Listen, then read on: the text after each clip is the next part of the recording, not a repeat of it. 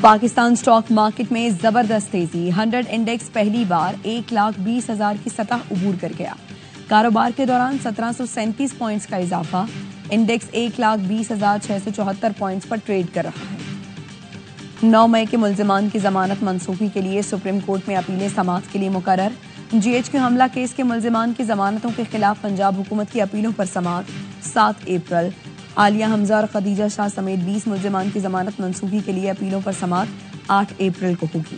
Chief justice یحییٰ آفریدی کی سربراہی میں 3 رکنی بینچ پنجاب حکومت کی اپیلوں پر سماعت کرے گا.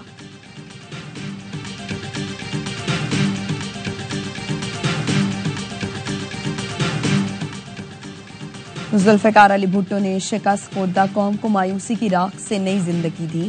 1971 کے سانحے کے بعد بھٹو نے فولادی حوصلے کے ساتھ قیادت سنبھالی. متحرک خارجہ پالیسی نے پاکستان کو مسلم دنیا اور عالمی برادری میں باوقار آواز ادا کی. بلاول بھٹو زرداری کا ذوالفقار علی بھٹو کی برسی پر پیغام. کہا شہید بھٹو آج بھی عوام کے دلوں میں زندہ ہیں. سابق وزیر اعظم ذوالفقار علی بھٹو کی 46ویں برسی پر گڑی خدا بخش میں تعزیتی جلسہ ہوگا. ملک بھر سے پی رہنماؤں اور جیالوں کی آمد. بلاول بھٹو اہم خطاب کریں گے.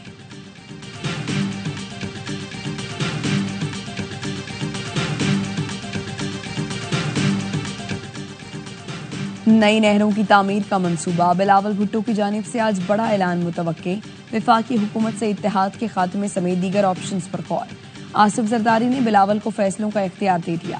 پارلیمنٹ اور سڑکوں پر بھرپور احتجاج کا آپشن زیر غور ہے. ذرائع کا کہنا ہے بلاول بھٹو آج بھٹو کی برسی پر خطاب میں سیاسی اتحاد مشروط کرنے کا اعلان کر سکتے ہیں.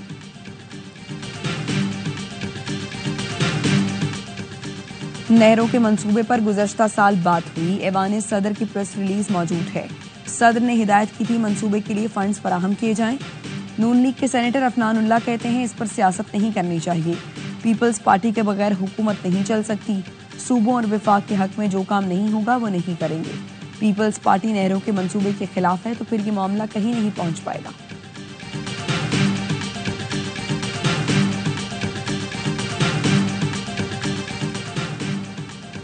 قوم کو 15 روپے فی یونٹ بجلی دینے والا آج پابند سلاسل ہے.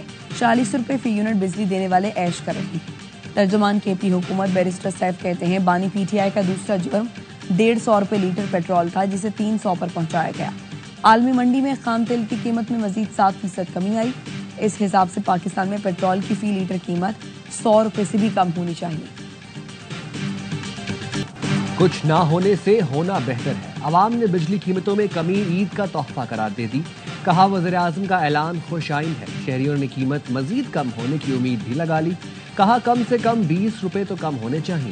قیمتیں کم ہوئی ہیں تو اب بجلی بھی ملے گی. تاجروں نے بھی خوشی کا اظہار کیا.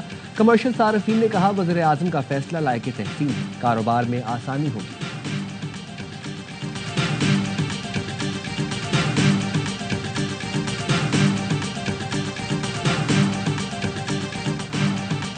FPCCI کا بجلی کی قیمتوں میں کمی کا خیر مقدم.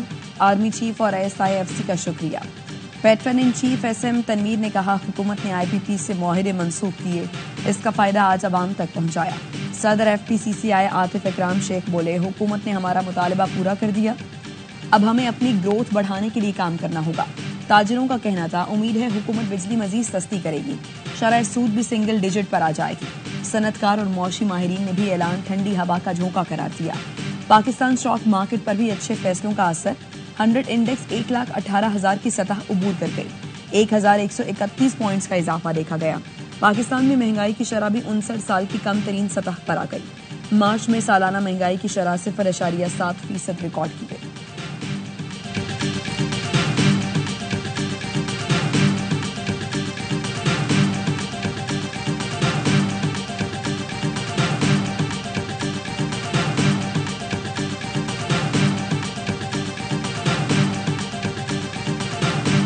کا خیر مقدم کرتے ہیں جو بجلی کی قیمتوں میں کمی کی ہے وزیر اعظم نے. یہ ہمارا پریشر تھا کہ جس کے نتیجے میں انہیں ہم سے معاہدہ بھی کرنا پڑا اور پھر اس کے بعد انہوں نے IPP سے نیگوشیٹ کرنا شروع کیا. امیر جماعت اسلامی حافظ نعیم الرحمان کا بجلی قیمتوں میں کمی کا خیر مقدم. ARY نیوز سے گفتگو میں کہا یہ آخری اعلان نہیں ہونا چاہیے. حکومت بجلی بلوں میں اضافی ٹیکس بھی نہ لے. بجلی قیمتوں میں کمی جماعت اسلامی کے مسلسل احتجاج، مذاکرات، تجاویز، معاہدے اور پھر اس کے تعاقب کا نتیجہ ہے۔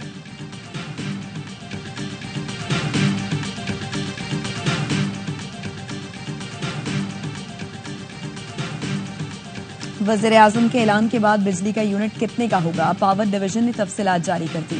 51 سے 100 یونٹ تک قیمت 9 روپے 37 پیسے فی یونٹ برقرار۔ 1 سے 100 یونٹ تک پروٹیکٹڈ صارفین کے ٹیرف میں 6 روپے 14 پیسے کمی۔ 200 یونٹ تک پروٹیکٹڈ گھریلو صارفین کا ٹیرف 6 روپے 14 پیسے کمی کے ساتھ 11 روپے 51 پیسے کا ہوگا۔ 300 یونٹ تک بجلی استعمال کرنے والے پروٹیکٹڈ صارفین کا ٹیرف 34 روپے 3 پیسے ہو جائے گا۔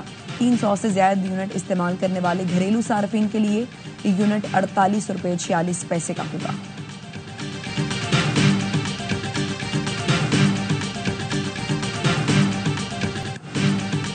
جنوبی کوریا کی آئینی عدالت نے صدر کو عہدے سے ہٹا دیا۔ عدالت نے صدر کو مارشل لاء لگانے پر عہدے سے ہٹایا۔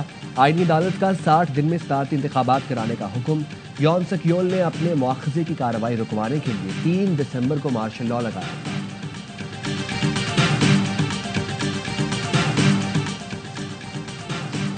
پاکستان نے ایشین کرکٹ کونسل کی صدارت سنبھال لی۔ Mohsin Naqvi Asian cricket council کے نئے صدر بن گئے۔ پاکستان ایشیا میں کرکٹ کو فروغ دینے کے لیے مشن کے ساتھ کونسل کی قیادت کرے گا۔ پاکستان کی قیادت میں اے سی سی پورے ایشیا میں کرکٹ کو مزید وسعت دینے کے لیے تیار۔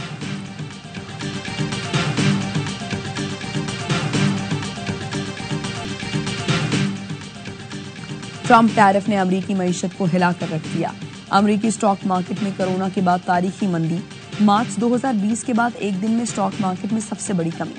تمام بڑے انڈیکس میں تقریباً 6% کمی ہوئی۔ سرمایہ داروں کے تقریباً $3.1 ٹریلین ڈوب گئے۔ ڈاؤ جونز 4%، نسبت 6% اور S&P 4.8% گر گیا۔ وال اسٹریٹ جرنل ڈالر انڈیکس 1.3% نیچے آ گیا۔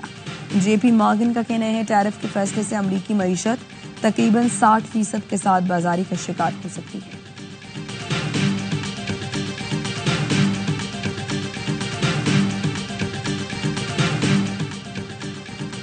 آئی ایم ایف نے امریکی ٹیرف بین الاقوامی معیشت کے لیے بڑا خطرہ قرار دے دیا۔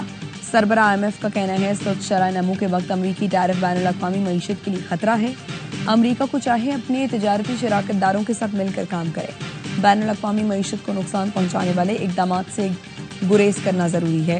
کینیڈین وزیر اعظم نے جوابی وار کرتے ہوئے امریکہ سے درآمد کاروں پر 25% ٹیرف عائد کرنے کا اعلان کر دیا۔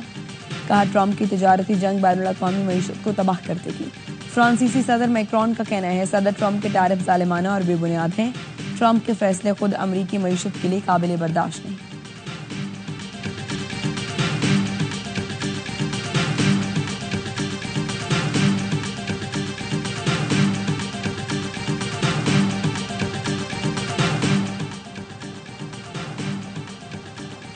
پشاور ہائی کورٹ نے محکمہ صحت کا کروڑوں روپے مالیت کا ٹینڈر کالعدم قرار دے دیا۔ کہا دواؤں کی خریداری میں مخصوص کمپنی کو فائدہ پہنچانے کی منظم کوشش کی گئی۔ بلیک لسٹ کمپنی کو نوازنا انسانی زندگیوں سے کھیلنے کے برابر ہے۔ ایم ایس فرنٹیئر کو دیا گیا ٹینڈر فوری منسوخ کیا جائے۔ دواؤں کی خریداری کا عمل قانون کے مطابق دوبارہ شروع کیا جائے۔ Yet, despite these discussions, the Council has failed to provide relief to the innocent Palestinians suffering from indiscriminate bombings, starvation, displacement, and collective punishment, all of which are blatant violations of international law and international humanitarian law. اور پاکستان کا سلامتی council سے غزہ پر خاموشی توڑ کر عملی اقدامات کا مطالبہ۔ اقوام متحدہ میں پاکستان کے مستقل مندوب عاصم افتخار احمد نے سلامتی کونسل سے خطاب میں کہا اسرائیل اقوام متحدہ کی قراردادوں اور جنگ بندی معاہدے کی خلاف ورزی کر رہا ہے۔ اسرائیل نے جنگ بندی معاہدے کے بعد مزید 100 فلسطینیوں کو شہید کر دیا۔ فلسطین میں جو کچھ ہو رہا ہے وہ انسانیت کے ساتھ سنگین مذاق ہے۔